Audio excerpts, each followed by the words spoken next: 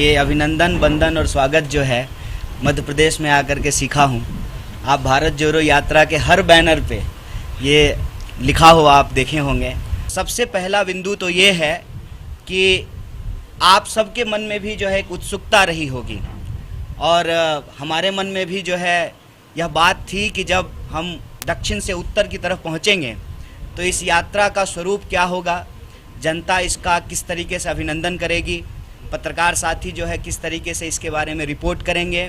और सबसे बड़ी बात जो एक्सपेक्टेड था कि हमारी जो मुख्य विचारधारात्मक विपक्ष है भाजपा, वो किस तरीके से इसके ऊपर हमला करेगी। और आप सबने देखा है कि जैसे कन्याकुमारी से यात्रा चली उसी स्वरूप में, उसी उत्साह में यहाँ पर भी जो है बड़े पैमाने पे लोगों ने मध्य प्रदेश की सीमा पे हमारा स्वागत किया। आप लोगों ने जो है उसको कवर किया और जैसा कि स्वाभाविक है भाजपा अपने उलझुल हमलों से इस पे लगातार यात्रा पे हमले कर रही है। सबसे पहले तो ये जो सवाल लोग पूछ रहे थे कि उत्तर में क्या होगा, दक्षिण तो जो है उनका मजबूत होम ग्राउंड है। तो सबसे पहली बात तो ये जो विचार मन में है और जो इस विचार से लोग सवाल पूछते हैं, ये जो उत्तर और दक्षिण का भेद करते हैं, उस भेद को मिटाने में यह यात्रा अपने शुरुआती कदम में ही कामयाब हो चुका है। कि यात्रा जैसी जिन उद्देश्यों को लेकर के कन्याकुमारी से चली थी वैसी ही उन उद्देश्यों को लेकर के आगे भी बढ़ती जाएगी और कश्मीर तक पहुंचेगी। ये जो भेद है उत्तर से दक्षिण का, पूरब से पश्चिम का, ऊंच से नीच का, आसमान से धरती का, इस भेद को मिटाना ही इस यात्रा का लक्ष्य है।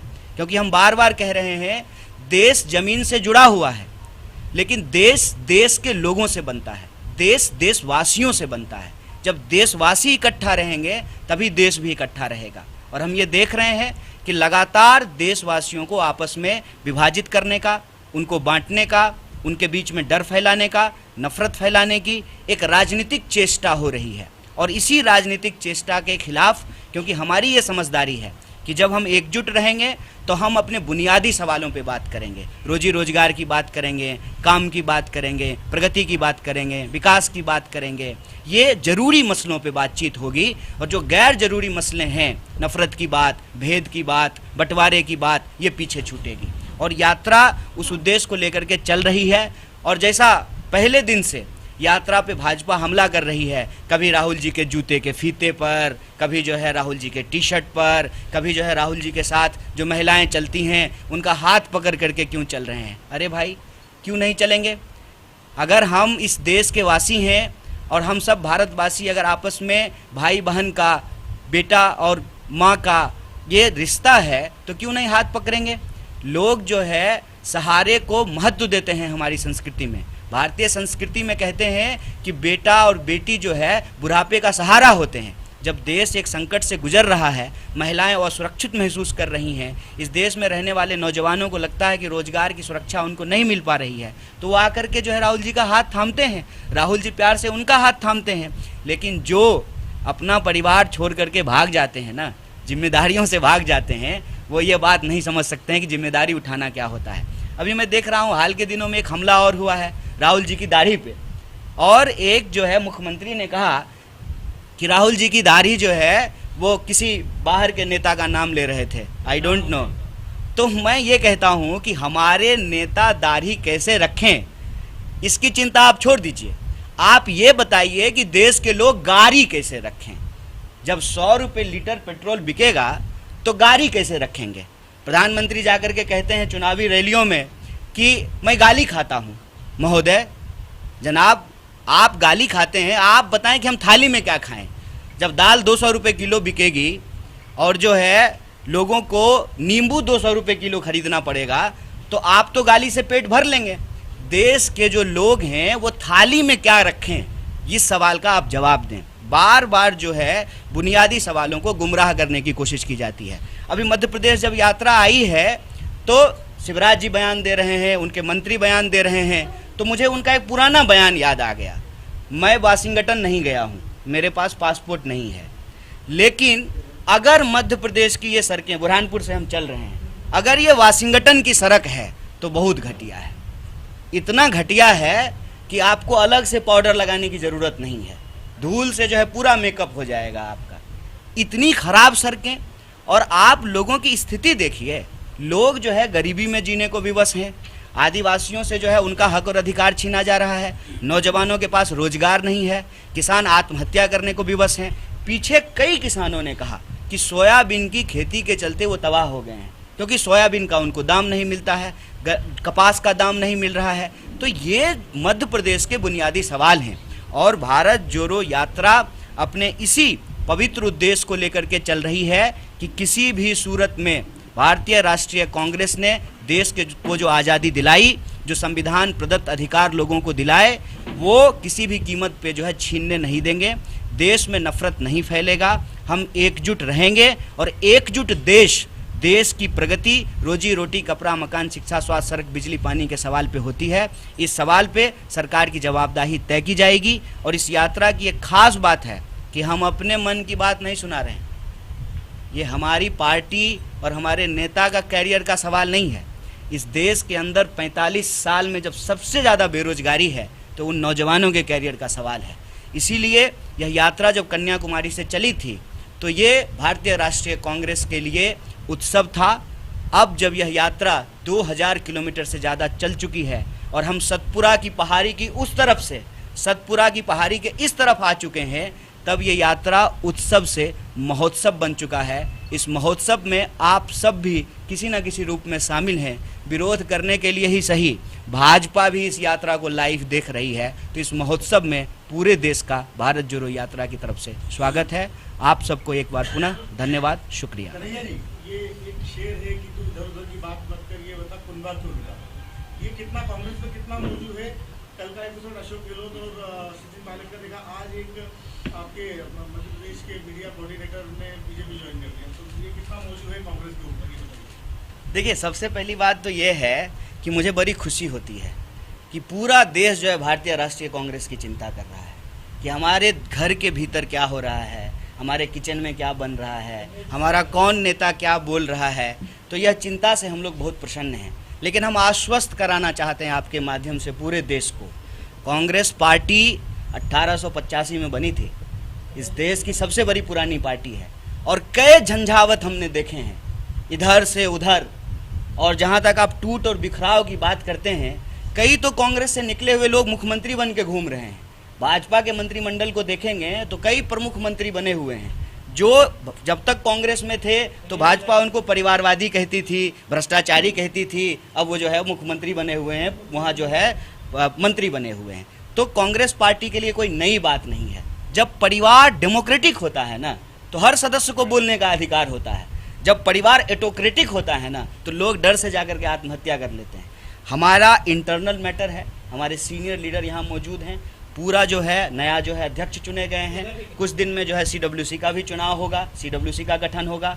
हम अपने इंटरनल मैटर को संभाल लेंगे। आपने चिंता जाहिर की, देश की क्यूरियोसिटी है, इसके लिए हम अपनी पार्टी की तरफ से, भारतीय राष्ट्रीय कांग्रेस की तरफ से आप सबका शुक्रिया अदा करते हैं।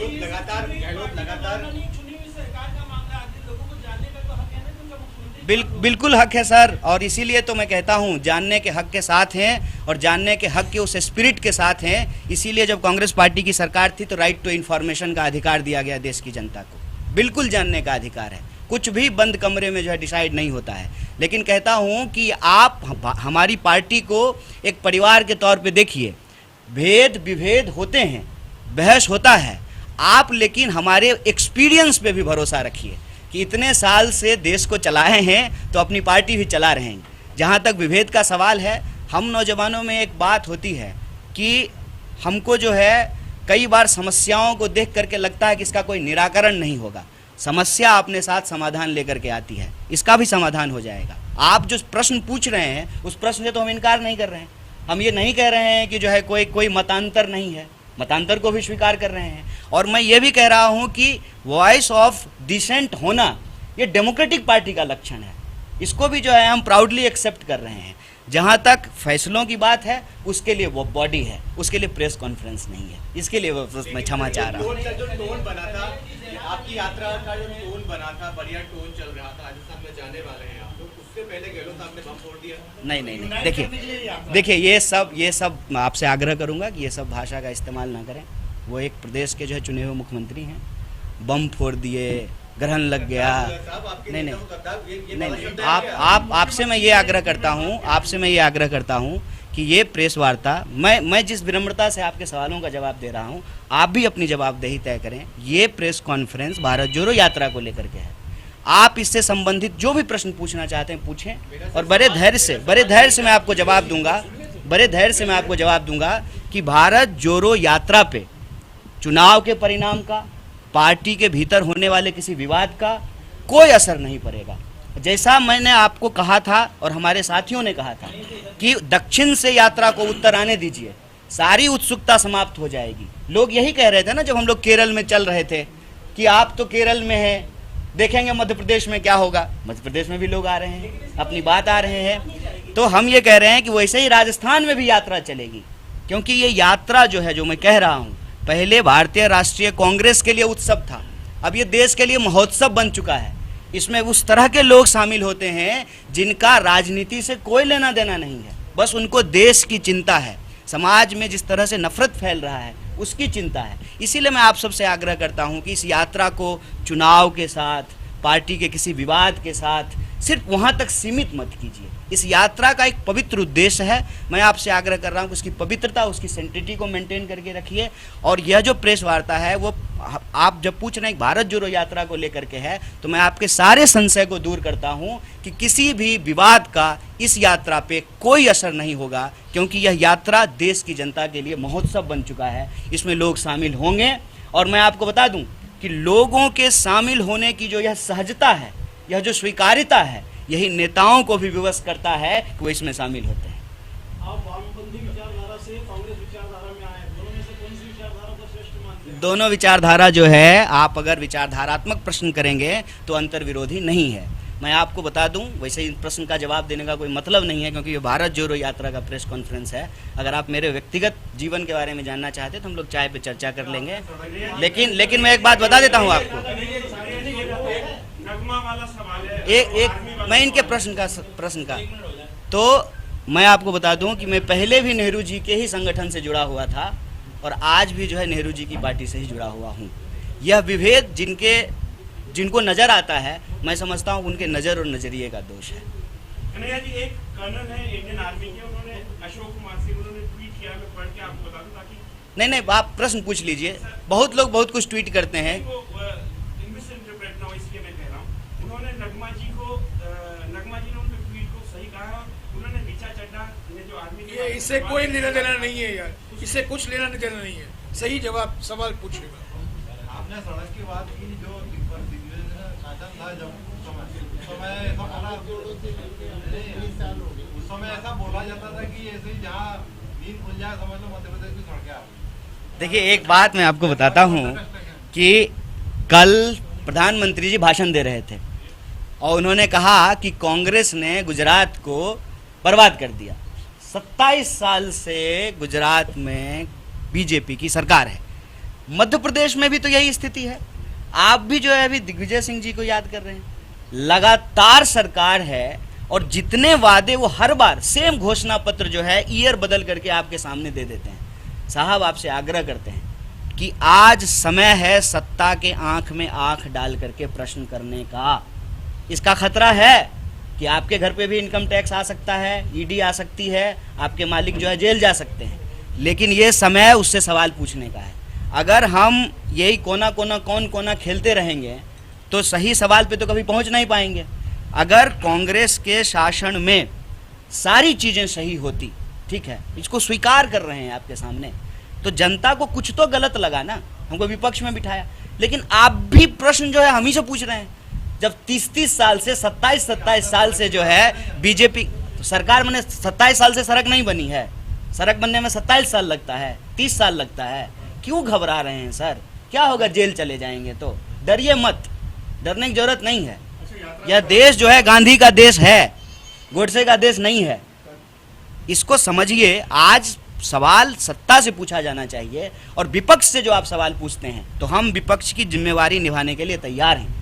अपना घर बार छोड़ करके अपनी सुख सुविधा छोड़ करके और जो है एक टेम्पररी गांव लेकर के घूम रहे हैं, ताकि इस देश के गांवों को देखा जा सके, उनके सुख दुख में शामिल होया जा सके, कंधे से कंधे मिला करके इस देश को बचाने की इस मुहिम को मुकाम तक पहुंचाया जा सके। यात्रा का सवाल पूछ लेते हैं। कल प्रियंका जी और उनके हस्बैंड और बच्चे के साथ शामिल हुई and together along with Rahul Gandhi together they put a very good show for unity and strength in the family. तो एक ये भी जो आप कह रहे हैं कि जो घर बार छोड़ के तो उन्होंने परिवार का एक बहुत अच्छा स्ट्रेंथ प्रस्तुत किया जो देखने को मिला। रेहान की क्या लॉन्चिंग है कह सकते हैं आप लग it may sound silly but जिस तरीके से वो मिल रहे थे और ये पूरी पॉलिटिकल यात्रा लीड जारी कांग्रेस की। सर, सबसे पहली बात तो ये है कि मैं खुश हूँ और मैं समझता हूँ कि भारत यात्रा से जुड़े हुए सब लोग खुश होंगे, क्योंकि भारत जोड़ो यात्रा को लेकर के अब किसी के पास भी कोई वैचारिक प्रश्न नहीं बचा है। इसीलिए प्रश्न जो है वो जूता का फीता, टी शर्ट का कंपनी, किसका हाथ पकड़ लिया, यही चल रहा है, दाढ़ी वहीं पे घूम रहा है। लॉन्चिंग की भी आपने बिल्कुल नया प्रश्न पूछा है, अलहदा और बिल्कुल न्यू फ्रेश, क्योंकि अभी तक तो बीजेपी सर अभी तक तो बीजेपी कह रही थी कि ये राहुल जी की रीलॉन्चिंग है, तो मतलब भाजपा अब ये मान ली है कि अब ये राहुल जी की रीलॉन्चिंग नहीं है। देखिए, ये यात्रा जो है किसी भी व्यक्ति की यात्रा नहीं है, किसी भी व्यक्ति की राजनीतिक कैरियर के लिए यात्रा नहीं है। और मैं कहता हूं कि यात्रा सिर्फ राजनीतिक नहीं है, राजनीतिक भी है, राजनीतिक ही नहीं है। क्योंकि अगर सिर्फ राजनीतिक होता तो इसके रूप रंग ऐसे नहीं होते कि इसमें जो है एकता परिषद के लोग शामिल हो रहे हैं, सिविल सोसाइटी के लोग शामिल हो रहे हैं, आर्टिस्ट शामिल हो रहे हैं, पत्रकार शामिल हो रहे हैं, रिटायर्ड जज शामिल हो रहे हैं, रिटायर्ड आर्मी पर्सनल शामिल हो रहे हैं, इसमें जो है बिजनेसमैन शामिल हो रहे हैं। तो ये यात्रा राजनीतिक भी है, इसके साथ साथ सामाजिक है, सांस्कृतिक है, आध्यात्मिक है, आर्थिक है, इन तमाम पहलुओं को लेकर के चल रही है। और ये हमने कभी नहीं कहा है कि ये यात्रा राजनीतिक नहीं है। भारतीय राष्ट्रीय कांग्रेस एक राजनीतिक पार्टी है, तो स्वाभाविक रूप से यात्रा राजनीतिक भी होगी, लेकिन राजनीतिक होने का मतलब जो है सिर्फ चुनावी नहीं होता है और किसी व्यक्ति का कैरियर लॉन्चिंग प्लेटफॉर्म नहीं होता है। इस देश के 135 करोड़ लोगों के जो बुनियादी सवाल हैं ना, और मैं दक्षिण से उत्तर तक आया हूँ, मैं 2 प्रमुख सवाल आप तमाम लोगों को बता सकता हूँ जो एकदम कॉमन है। मतलब पाँव पखाड़ती भारत माता की हिंद महासागर कन्याकुमारी से जब हम शिखर पे पहुँचेंगे कन्याकुमारी कश्मीर तक, तो एक सवाल जो सबसे प्रमुख है ना, वो है महंगाई क्या और बेकारी का। इसीलिए इस प्रेस वार्ता में भी हमने जो 2 प्रमुख बिंदुओं पे बात की है वो है महंगाई और बेकारी का। हमको लगता है महंगाई बहुत लॉन्च हो गई है सर, एकदम जो है रॉकेट लॉन्चर से भी तेज चल रहा है, तो इस पे हम लोगों को बात करना चाहिए।